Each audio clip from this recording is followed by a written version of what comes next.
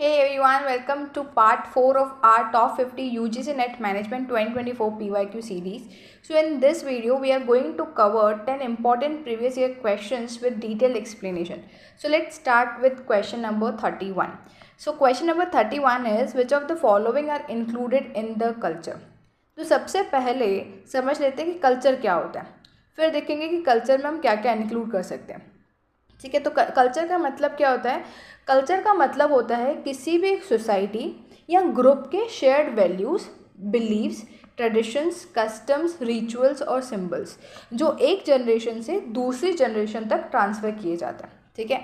अब हमसे पूछा जा रहा है कि दिए के ऑप्शंस में कल्चर में किसको इंक्लूड किया जाएगा. ठीक है. अब ऑप्शन समझते हैं. ऑप्शन ए क्या बोल रहा है? ज्योग्राफी. ज्योग्राफी का मतलब होता है किसी एरिया की फिजिकल लोकेशन या फीचर्स, जैसे माउंटेन्स हो गए, रिवर्स हो गए, क्लाइमेट हो गया. राइट. तो जो ज्योग्राफी है ना, वो कल्चर को इन्फ्लुएंस कर सकती है, लेकिन ज्योग्राफी खुद कल्चर का एक कॉम्पोनेंट नहीं है. तो इसलिए जो यहाँ पे ऑप्शन ए है ना, उसको हम एलिमिनेट कर देंगे. ऑप्शन बी क्या बोल रहा है?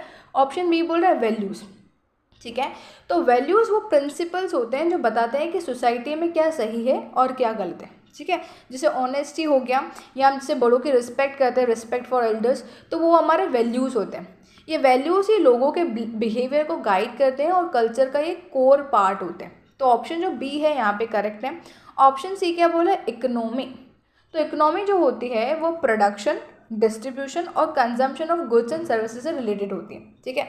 तो जो कल्चर और इकोनॉमी एक दूसरे को इन्फ्लुएंस कर सकते हैं, लेकिन इकोनॉमी भी कल्चर का कंपोनेंट नहीं होता है. तो ऑप्शन सी भी यहाँ से एलिमिनेट हो जाएगा. तो option A and option C दोनों ही जो है वो कल्चर का कंपोनेंट नहीं है. तो ऑप्शन ए को भी एलिमिनेट कर देंगे, ऑप्शन सी को भी एलिमिनेट कर देंगे. ऑप्शन डी क्या बोल रहा है? रिचुअल्स. तो रिचुअल्स क्या होते हैं? रिचुअल्स वो एक्टिविटीज या सेरेमनीज होती हैं जो रेगुलरली फॉलो की जाती है और जिनसे कल्चरल मीनिंग जुड़ा होता है. जैसे दिवाली सेलिब्रेशन हो गया या वेडिंग सेरेमनीज हो गई तो उनको हम रिचुअल्स बोलते हैं. ठीक है. तो रिचुअल्स क्या कहते हैं? कल्चर को प्रिजर्व करने का एक इम्पॉर्टेंट मीडियम होते हैं. राइट. तो यहाँ पे जो ऑप्शन डी है वो भी करेक्ट है. ऑप्शन ई क्या बोल रहा है? सिम्बल्स. सिम्बल्स क्या होते हैं? सिम्बल्स होते हैं किसी कल्चर के शेयर्ड मीनिंग्स. राइट. ये क्या करते हैं? शेयर्ड मीनिंग्स को रिप्रेजेंट करते हैं. जैसे हमारे इंडिया का नेशनल फ्लैग हो गया तो वो सिंबल है. राइट. या फिर हमारा ट्रेडिशनल अटायर जो होते हैं वो सिंबल होता है. राइट. तो सिंबल क्या करते हैं? सिंबल्स लोगों को एक कॉमन आइडेंटिटी और मीनिंग प्रोवाइड करते हैं, उनको हम बोलते हैं सिंबल्स. तो ऑप्शन ई भी यहाँ पे करेक्ट है, क्योंकि ये भी कल्चर का कॉम्पोनेंट है. तो हम कल्चर में किस किस को इंक्लूड करेंगे? हम इंक्लूड करेंगे ऑप्शन बी को, डी को एंड ई को. तो यहाँ पे जो करेक्ट आंसर हो जाएगा ऑप्शन बी, डी एंड ई. और ऑप्शन ए एंड सी दोनों ही कल्चर का, दोनों को ही हम कल्चर में इंक्लूड नहीं करेंगे, दोनों ही कल्चर का कॉम्पोनेंट नहीं है. उन दोनों को एलिमिनेट कर देंगे और बी, डी एंड ई को इंक्लूड करेंगे कल्चर में. ठीक है. Now let's move to the next question, question number 32. So question number 32 says, which of the following are included in the unique features of service. ठीक है. अब इस क्वेश्चन में बात हो रही है फीचर्स ऑफ सर्विसेज की. राइट. एंड आपसे पूछा जा रहा है कि दिए गए ऑप्शंस में से किसको ऐड करेंगे यूनिक फीचर्स ऑफ सर्विसेज में. ठीक है. अब अगर मैं सर्विसेज के यूनिक फीचर्स की बात करूं या यूनिक कैरेक्टरिस्टिक्स की बात करूं, तो सर्विसेज की कुछ यूनिक कैरेक्टरिस्टिक्स होती हैं जिन्हें हम कॉमनली IHIP मॉडल से याद रखते हैं. I stands for intangibility. Right. H stands for heterogeneity या variability, and again I stands for inseparability and P stands for perishability. तो इसको बोलते हैं हम IHIP मॉडल. ठीक है. अब देखते हैं कौन सा ऑप्शन जो है इन कैरेक्टरिस्टिक्स का पार्ट है. तो ऑप्शन ए क्या बोल रहा है? ड्यूरेबिलिटी. तो ड्यूरेबिलिटी का मतलब होता है किसी प्रोडक्ट का लॉन्ग टाइम तक यूज़ किया जा सके. राइट. जैसे कार हो गई, कार को हम लॉन्ग टाइम के लिए यूज़ कर सकते हैं. फर्नीचर हो गया. राइट. फर्नीचर को भी हम 10-15 साल तक यूज़ कर सकते हैं. राइट. तो ये जो ड्यूरेबिलिटी है ना, ये फिजिकल गुड्स की कैरेक्टरिस्टिक है, ये सर्विसेज की नहीं है. तो यहाँ पे जो ऑप्शन ए है वो एलिमिनेट हो जाएगा. ऑप्शन बी क्या बोल रहे हैं? ऑप्शन बी बोल रहे हैं इनसेपरेबिलिटी. इनसेपरेबिलिटी सर्विसेज की सबसे इंपॉर्टेंट कैरेक्टरिस्टिक्स में से एक है. इसका मतलब होता है सर्विसेज का प्रोडक्शन और कंजम्पशन अक्सर एक ही टाइम पर होना. Right.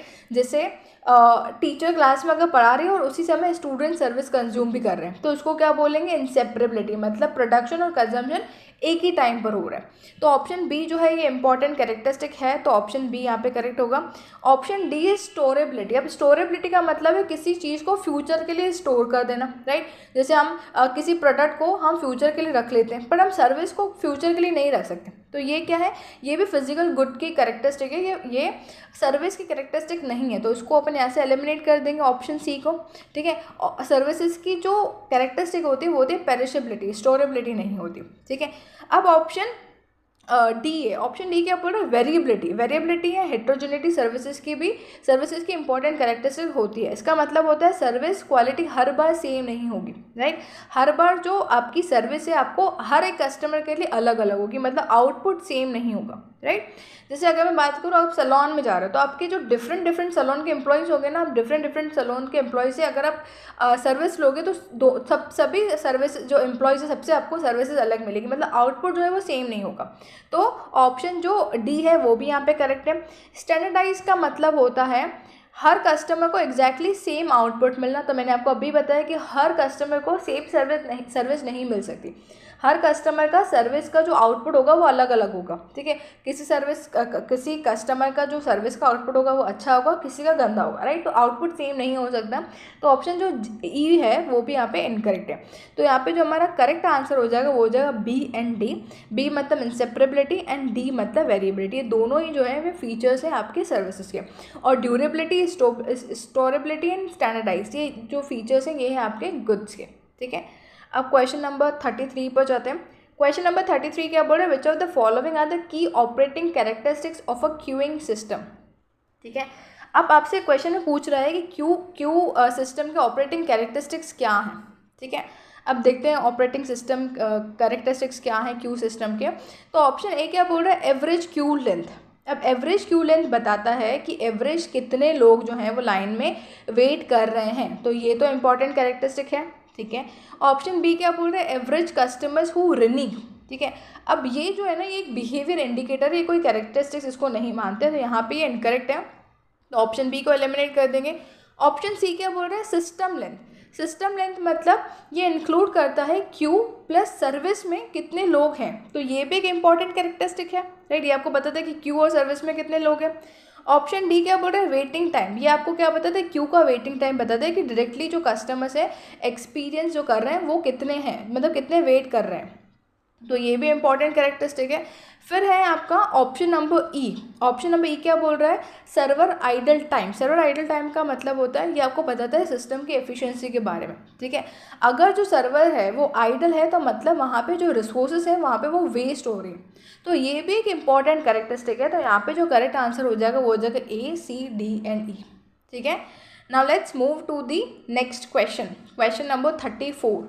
So question number 34 says which of the following statements are correct. अब आपको WTO के बारे में कुछ स्टेटमेंट्स दिए गए और आपसे पूछा जा रहा है कि कौन कौन सा स्टेटमेंट है जो यहाँ पे करेक्ट है, तो आपको बताना है कौन कौन सा स्टेटमेंट करेक्ट है। अब इन स्टेटमेंट्स के बारे में आप तभी बता पाओगे जब आपको WTO के बारे में बहुत सारा पता होगा कि WTO कब इस्टेब्लिश हुआ था, इसको किसने इस्टेब्लिश किया था, इस WTO ने किसको रिप्लेस किया था, राइट, किसने इसको रेकमेंड किया था। तो इन सब के बारे में इन स्टेटमेंट्स के बारे में हम तभी बता पाओगे जब आपको WTO के बारे में पता हो, ठीक है। तो WTO के बारे में, IMF के बारे में, वर्ल्ड बैंक के बारे में, गैट के बारे में, इन सब के बारे में आपको पढ़ के जाना पड़ेगा। एंड UNCTD के बारे में, इन सब से जो है वो क्वेश्चन बनता ही बनता है। या तो आपसे ऐसे वाले क्वेश्चन पूछ लेंगे कि which of the following statements are correct, या ये मैचिंग में क्वेश्चन आते हैं। मैचिंग में भी बहुत बार क्वेश्चन आ चुका है, तो ये बहुत इंपॉर्टेंट क्वेश्चन है, तो इसके बारे में आप पढ़ के जाना। IMF के बारे में पढ़ के जाना, आप वर्ल्ड बैंक के बारे में पढ़ के जाना, क्योंकि यूनिट 9 के बहुत इंपॉर्टेंट टॉपिक्स हैं, ठीक है। अब देखते हैं ऑप्शन ए क्या बोल रहा है। ऑप्शन ए बोल रहा है WTO वॉज स्टैब्लिश ऑन 1 जनवरी 1995, तो ये करेक्ट है। WTO जो ऑफिशियली 1 जनवरी 1995 से ही स्टार्ट हुआ था, तो ये स्टेटमेंट करेक्ट है। ऑप्शन बी क्या बोल रहा है, WTO was established on the basis of recommendation of the Bretton Woods conference, ठीक है। अब जो ब्रेटन वुड्स कॉन्फ्रेंस है वो हुई थी आपके 1994 में। अब जब ये ब्रेटन वुड्स कॉन्फ्रेंस हुई थी 1994 में, तो 1994 में ब्रेटन वुड्स ने हमें IMF दिया था एंड वर्ल्ड बैंक दिया था, इसने हमें WTO नहीं दिया था, तो ऑप्शन बी जो है यहाँ पे इनकरेक्ट है। ऑप्शन सी क्या बोल रहा है, WTO वो establish on the basis of a proposal of the Uruguay round of negotiation.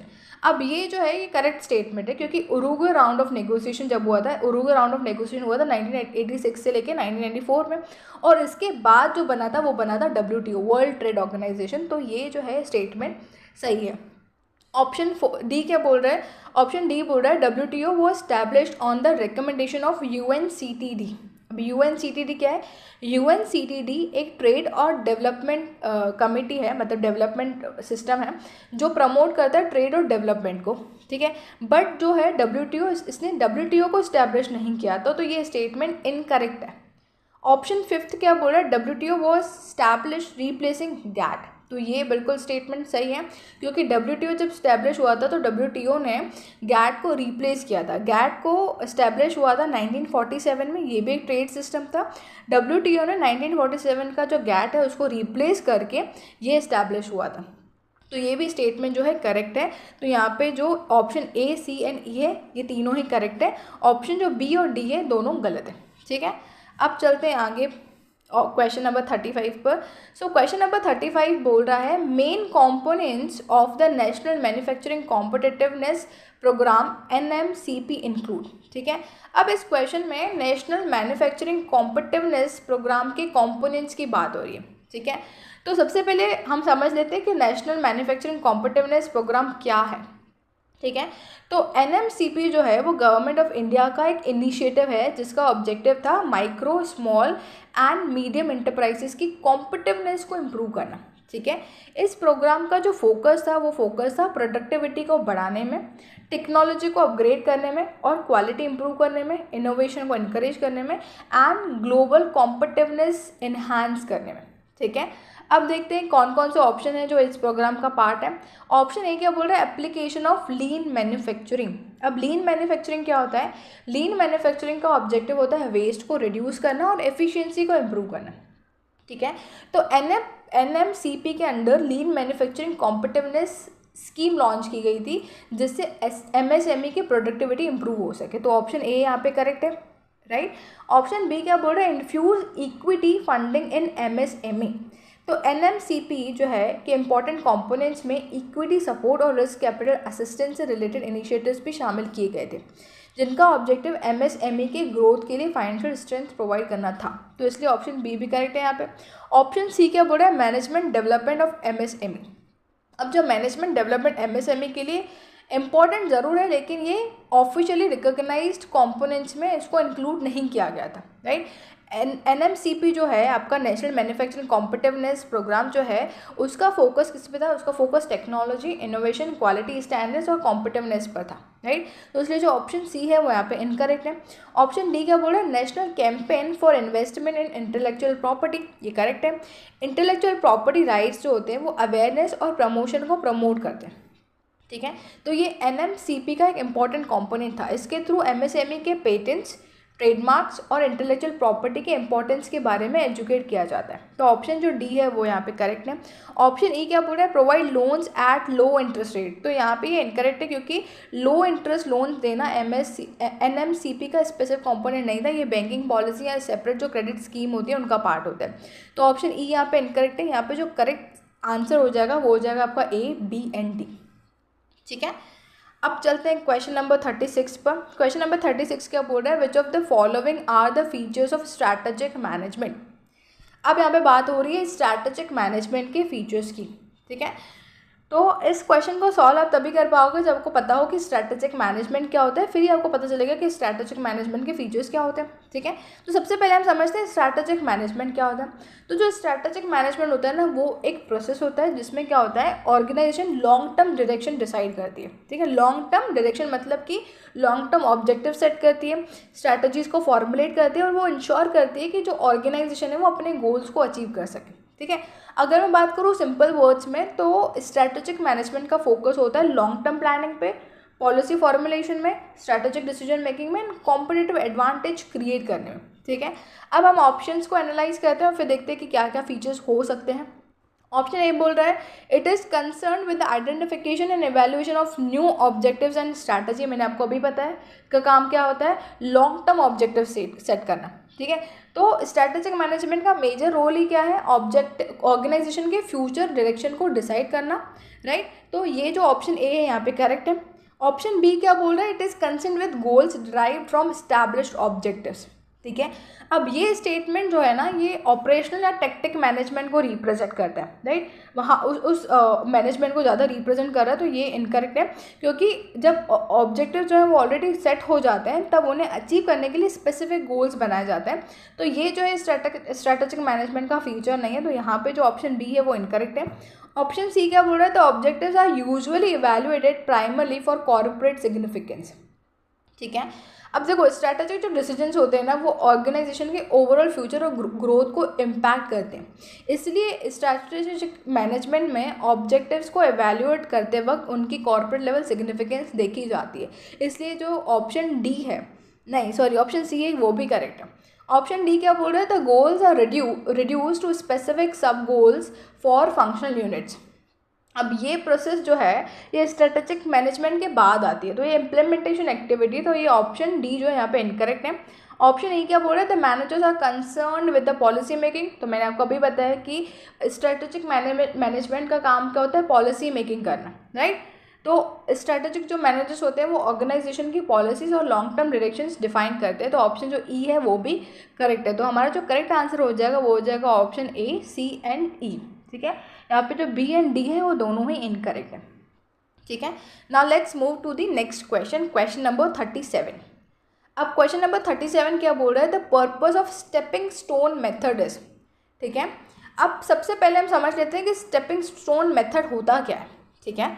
तो स्टेपिंग स्टोन का मतलब है जब हम ट्रांसपोर्टेशन प्रॉब्लम सॉल्व करते वक्त सबसे पहले एक इनिशियल फीजिबल सोल्यूशन निकालते हैं, ठीक है। जब हम ट्रांसपोर्टेशन प्रॉब्लम सॉल्व करते हैं तब हम इनिशियल फीजिबल सोल्यूशन निकालते हैं, लेकिन इनिशियल जो सोल्यूशन है वो हमेशा ऑप्टिमल नहीं होता, इसीलिए यहाँ पर स्टेपिंग स्टोन मेथड यूज़ किया जाता है ताकि चेक किया जा सके कि ट्रांसपोर्टेशन जो कॉस्ट है और रिड्यूस की जा सकती है या नहीं, ठीक है।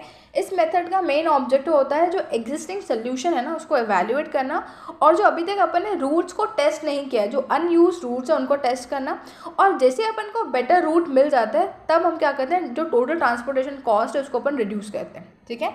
अब हम ऑप्शन समझते हैं और फिर देखते हैं कि स्टेपिंग स्टोन मेथड का पर्पस क्या होता है और कौन से ऑप्शन है जो यहाँ पे करेक्ट है और कौन से इनकरेक्ट है। अब ऑप्शन ए क्या बोल रहा है, assist one in moving from an initial feasible solution to an optimal solution. मैंने आपको अभी बताया स्टेपिंग स्टोन मेथड का प्राइमरी पर्पस क्या होता है कि इनिशियल फीजिबल सोल्यूशन को इम्प्रूव करके ऑप्टिमल सोल्यूशन तक पहुंचना।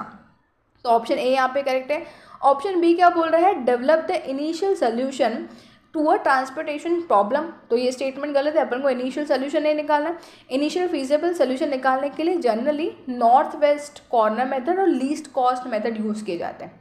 ये दोनों मेथड कब यूज़ किए जाते हैं, जब हमें इनिशियल फीजिबल सोल्यूशन निकालना, और ये जो दोनों ही मेथड है ना बहुत इंपॉर्टेंट है, इनसे आपके प्रैक्टिकल क्वेश्चन बनते हैं एग्जाम में, तो इनको आप पढ़ के जाना, ठीक है। जो स्टेपिंग स्टोन मेथड है ना वो इनिशियल सोल्यूशन डेवलप नहीं करती बल्कि उसको एवेल्यूएट करती है, ठीक है। और जो इनिशियल फीजिबल सोल्यूशन है उसको निकालने के लिए हम नॉर्थ वेस्ट कॉर्नर मेथड और लीस्ट कॉस्ट मेथड यूज़ करते हैं, ठीक है। तो जो ऑप्शन बी है वो यहाँ पे इनकरेक्ट है। ऑप्शन सी क्या बोल रहा है, while applying each unused cell is tested by asking what would happen to total transportation cost. तो ये बिल्कुल सही है, ये स्टेपिंग स्टोन मेथड के एग्जैक्ट वर्किंग को डिस्क्राइब कर रहे हैं। मेथड में मैंने क्या बोला कि हर अनयूज रूट को अपन टेस्ट करते हैं और देखते हैं कि अगर उस रूट को यूज़ करें तो ट्रांसपोर्टेशन कॉस्ट को हम रिड्यूस कर सकेंगे कि नहीं कर सकेंगे। तो ऑप्शन सी यहाँ पे करेक्ट है। ऑप्शन डी क्या बोल रहा है, to evaluate the cost effectiveness of transported goods via transportation routes not in the solution. अब ये स्टेटमेंट करेक्ट है। स्टेपिंग स्टोन मेथड स्पेसिफिकली उन रूट्स को एवेल्यूएट करता है जो करंट सोल्यूशन में यूज़ नहीं किए जा रहे होते। तो इसी एनालिसिस के बेसिस पर हम डिसाइड करते हैं कि रूट को सोल्यूशन में इंक्लूड करना बेनिफिशियल है या नहीं। तो ऑप्शन डी भी करेक्ट है। ऑप्शन ई क्या बोल रहा है, overcome the problem of degeneracy, right. तो जो डिजेनरेसी है वो ट्रांसपोर्टेशन प्रॉब्लम में एक स्पेसिफिक सिचुएशन होती है जिसके लिए अलग से हैंडलिंग टेक्निक यूज़ की जाती है। स्टेपिंग स्टोन मेथड का प्राइमरी फंक्शन जो है, प्राइमरी जो पर्पस है वो डिजेनरेसी को सॉल्व करना नहीं है, राइट। तो इसलिए जो ऑप्शन ई है वो इनकरेक्ट है। हमारा जो करेक्ट आंसर हो जाएगा वो हो जाएगा ए, सी एंड डी, ठीक है। अब चलते हैं नेक्स्ट क्वेश्चन पे, क्वेश्चन नंबर 38। सो क्वेश्चन नंबर 38 क्या बोल रहा है, arrange the following bodies of WTO sequentially starting from the first level. ठीक है, अब इस क्वेश्चन को सॉल्व करने के लिए हमें WTO का स्ट्रक्चर पता होना चाहिए, वो स्ट्रक्चर याद होना चाहिए, क्योंकि इसमें क्या बोल रहा है कि WTO के जो बॉडीज़ है ना उनको आप उनका सीक्वेंस बताओ starting from the first level. ठीक है, अब WTO का स्ट्रक्चर क्या होता है, WTO जो होता है ना वो एक हायरार्किकल स्ट्रक्चर फॉलो करता है। ठीक है, मतलब टॉप से लेके बॉटम लेवल्स उसमें होते हैं, टॉप पर कुछ लेवल्स होते हैं फिर बॉटम पर कुछ लेवल्स होते हैं, तो एक हायरार्किकल स्ट्रक्चर फॉलो करते हैं। ठीक है, मैं आपको एक सिंपल पिरामिड में समझाती हूँ। तो सबसे फर्स्ट लेवल होता है, जो टॉप लेवल होता है, वो होता है आपका मिनिस्ट्रियल कॉन्फ्रेंस। ठीक है, ऑप्शन नंबर सी, ये सबसे टॉप लेवल बॉडी होती है और ये हर 2 साल में इसमें एक मीटिंग होती है, जिस मीटिंग में बहुत बड़े बड़े डिसीजंस लिए जाते हैं। तो फर्स्ट जो स्टेप होता है, मतलब जो फर्स्ट लेवल होता है वो होता है मिनिस्ट्रियल कॉन्फ्रेंस। सेकेंड आपका जो लेवल होता है वो होता है आपका जनरल काउंसिलिंग। पहले आती है आपकी मिनिस्ट्रियल कॉन्फ्रेंस, फिर आती है आपकी जनरल काउंसिल। अब जनरल काउंसिल क्या होता है, ये आपके डेली फंक्शनिंग को हैंडल करती है। मिनिस्ट्रियल काउंसिल के बाद ये सेकंड लेवल होता है और ये कुछ रोल्स में प्ले करती है, जैसे डिस्प्यूट सेटलमेंट बॉडी हो गई या ट्रेड पॉलिसी रिव्यू बॉडी हो गई, तो ये ऐसे कुछ रोल्स भी प्ले करती है, पर ये मेनली डेली फंक्शनिंग को हैंडल करती है। फिर जो थर्ड लेवल होता है वो होता है councils for each broad area of trade. तो यहाँ पे जो स्पेशलाइज्ड काउंसिल्स होते हैं इनका काम होता है स्पेसिफिक एरियाज़ को मैनेज करना। ठीक है, फिर जो आपका फोर्थ लेवल होता है वो होती है आपकी सब्सिडरीज बॉडीज़। ये सबसे नीचे लेवल होता है, सबसे नीचे लेवल की बॉडीज़ होती हैं, जैसे कमिटीज़ हो गई या वर्किंग ग्रुप्स हो गए। तो यहाँ पे जो काम होता है ना, यहाँ पे काम होता है डिटेल्ड लेवल का। ठीक है, तो जो टॉप टू बॉटम हायरार्की होगी ना वो होगी आपकी CADB। फर्स्ट आपका आ जाएगा मिनिस्ट्रियल कॉन्फ्रेंस, फिर उसके बाद आ जाएगा ऑप्शन ए जनरल काउंसिल, फिर आएगा आपका option number D councils for each broad area of trade, and फिर आएगा option number B subsidiary bodies. ठीक है, now let's move to the question number 39। Question number 39 says arrange the following steps of working capital cycle in correct sequence. अब यहाँ हमें working capital का sequence को arrange करना है। ठीक है, अब हम इस क्वेश्चन को एक सिचुएशन से समझते हैं। ठीक है, अगर वर्किंग कैपिटल के बारे में आपको पता हो तो देखो, आप इमेजिन करो एक कंपनी के पास कैश है, एक कंपनी के पास है, एक इंसान के पास, किसी के पास भी कैश है, तो उस कैश से वो क्या करेगा, वो रॉ मटेरियल खरीदेगा। सबसे पहले आप कैसे क्या करोगे, रॉ मटेरियल खरीदोगे और फिर उस रॉ मटेरियल को आप प्रोडक्शन में डालोगे। जैसे हम रॉ मटेरियल को प्रोडक्शन में डालते हैं, प्रोडक्शन प्रोसेस में डालते हैं, तो वो हमारा बन जाता है वर्क इन प्रोग्रेस। ठीक है, और जैसे वो वर्क इन प्रोग्रेस से फिनिश्ड गुड्स में बनता है, मतलब प्रोडक्ट जब कंप्लीट हो जाता है उसको बोलते हैं फिनिश्ड गुड्स। तो पहले हमारे पास रॉ मटेरियल आया, तो हमारा जो फर्स्ट स्टेप होगा, मतलब जो सीक्वेंस होगा, वो पहला होगा बन गया रॉ मटेरियल। रॉ मटेरियल क्या गया, प्रोडक्शन में गए, प्रोडक्शन से वो क्या बन गए, वर्क इन प्रोग्रेस, और वर्क इन प्रोग्रेस में जैसे हमारा फाइनल प्रोडक्ट बना तो वो क्या बन गया, फिनिश्ड गुड्स। तो फर्स्ट सीक्वेंस हो जाएगा रॉ मटेरियल, फिर वर्क इन प्रोग्रेस, फिर हो जाएगा फिनिश्ड गुड्स। और जैसे हमारे पास फिनिश्ड गुड्स बन गए तो कंपनी क्या करेगी, उसको बेचेगी, राइट। और जब वो बेचेगी तो वो क्या करते हैं, यूजुअली क्या होता है कि हम जब प्रोडक्ट्स बेचते हैं तो वो क्रेडिट पे बेचते हैं, और उसमें एक पेमेंट टर्म होता है कि आपको 45 डेज़ में पेमेंट करना है, या आपको 60 डेज़ में पेमेंट करना है, आपको 15 डेज़ में पेमेंट करना है। तो पेमेंट टर्म डिसाइड किया जाता है जब अपन प्रोडक्ट्स को बेचते हैं to distributors and to suppliers. ठीक है, तो जो हमारे जब हम प्रोडक्ट को बेचते हैं तो एक पेमेंट टर्म डिसाइड होता है, तो हम मतलब क्रेडिट पे बेच रहे हैं, तो जैसे हम क्रेडिट पे बेचेंगे तो हमारे डेटर्स बन जाएंगे, राइट। और जब डेटर्स पेमेंट करते हैं तो हमारे पास क्या आ जाएगी, वापस कैश हो जाएगी। तो सीक्वेंस क्या होगा, सीक्वेंस हो जाएगा आपका रॉ मटेरियल प्रोडक्शन में जाएंगे तो वो हो जाएंगे वर्क इन प्रोग्रेस, और जैसे वो वर्क इन प्रोग्रेस से फिनिश गुड्स में बनेंगे, मतलब जब प्रोडक्ट कंप्लीट हो जाएगा तो वो हो जाएंगे फिनिश गुड्स, फिर हम उनको बेचेंगे क्रेडिट पर, तो हमारे पास डेटर्स आ जाएंगे, फिर डेटर्स हमको पेमेंट करेंगे तो वो हो जाएगा आपका कैश। तो सीक्वेंस हो जाएगा raw material, work in progress, finish goods, debtor and cash. Okay, now let's move to the last question number 40। Okay, so question number 40 क्या बोल रहा है, found out the correct sequence of the components of cost sheet. ठीक है, अब यहाँ पर हमें कॉस्ट शीट के कंपोनेंट्स का करेक्ट सीक्वेंस बताना है। कॉस्ट शीट क्या होती है पहले उसको समझ लेते हैं, राइट। फिर अपन क्या करेंगे, फिर उनको अपन अरेंज करेंगे। ठीक है, तो जो कॉस्ट शीट होती है ना, कॉस्ट शीट होती है एक स्टेटमेंट जिसमें हम क्या करते हैं, प्रोडक्ट की जो कॉस्ट होती है, फिर चाहे वो फिक्स्ड कॉस्ट हो चाहे वेरिएबल कॉस्ट हो, उसको अपन स्टेप बाय स्टेप कैलकुलेट करते हैं कि पहले अपन ने कौन सी कॉस्ट की, फिर उसमें अपन कुछ ना कुछ ऐड करके फिर हमारी दूसरी कॉस्ट बनती है, उसमें अपन कुछ ऐड करते फिर हमारी वो तीसरी कॉस्ट बनती है। मतलब स्टेप बाय स्टेप अपन क्या करते हैं, कॉस्ट को कैलकुलेट करते हैं। ठीक है, तो सबसे पहले जो कॉस्ट आता है ना वो होता है हमारा प्राइम कॉस्ट। प्राइम कॉस्ट क्या होता है, जब अपन प्रोडक्ट बनाते हैं तो प्रोडक्ट बनाने में जो हमारा डायरेक्ट मटेरियल लगता है या डायरेक्ट लेबर लगता है, डायरेक्ट एक्सपेंसेस, मतलब डायरेक्ट मटेरियल डायरेक्ट लेबर और डायरेक्ट एक्सपेंसेस, तीनों को जब अपन एक ऐड करते हैं तो वो हमारा बन जाता है प्राइम कॉस्ट। प्राइम कॉस्ट को हम डायरेक्ट कॉस्ट भी बोलते हैं। क्यों? क्योंकि प्रोडक्शन में जो डायरेक्ट मटेरियल लगता है, डायरेक्ट लेबर लगता है और डायरेक्ट एक्सपेंसेस लगते हैं, उसको बोलते हैं हम डायरेक्ट कॉस्ट, तो वो हो जाती है हमारी प्राइम कॉस्ट। ये हमारी बेसिक कॉस्ट होती है, यहाँ से हम कॉस्ट को कैलकुलेट करना स्टार्ट करते हैं। ठीक है, सबसे पहले हमारे आगे बेसिक कॉस्ट जो अपन को प्रोडक्शन, जो हमारा प्रोडक्ट बनाने में जो डायरेक्ट कॉस्ट लगी वो उसको बोलते हैं हम डायरेक्ट कॉस्ट या प्राइम कॉस्ट। जब हमारे डायरेक्ट कॉस्ट में या प्राइम कॉस्ट में या बेसिक कॉस्ट में हम फैक्ट्री कॉस्ट, मतलब जो हम फैक्ट्री ओवरहेड्स ऐड कर लेते हैं तो हमारी फैक्ट्री कॉस्ट बन जाती है। पहले हमारी बेसिक कॉस्ट हुई मतलब प्राइम कॉस्ट, प्राइम कॉस्ट में हम जब फैक्ट्री ओवरहेड्स को ऐड करेंगे तो हमारी वो बन जाएगी फैक्ट्री कॉस्ट। ठीक है, फैक्ट्री कॉस्ट बन गई। उसके बाद है हमारा cost of production. Cost of production क्या होता है? कॉस्ट ऑफ प्रोडक्शन मतलब जो फैक्ट्री कॉस्ट होती है उसमें हम एडमिनिस्ट्रेटिव एक्सपेंस ऐड कर देते हैं तो वो बन जाता है हमारा कॉस्ट ऑफ प्रोडक्शन। तब तक हमारा जो प्रोडक्ट है वो रेडी हो चुका होता है। ठीक है, अब हमारा प्रोडक्ट रेडी हो चुका है। अब उसके बाद हमारी आती है cost of sales. Cost of sales मतलब जब हमारा कॉस्ट ऑफ प्रोडक्शन है, जितना भी कॉस्ट है प्रोडक्शन का, उसमें हम क्या करते हैं, डिस्ट्रीब्यूशन एक्सपेंसेस को ऐड कर देते हैं तो वो हमारा बन जाता है कॉस्ट ऑफ सेल्स।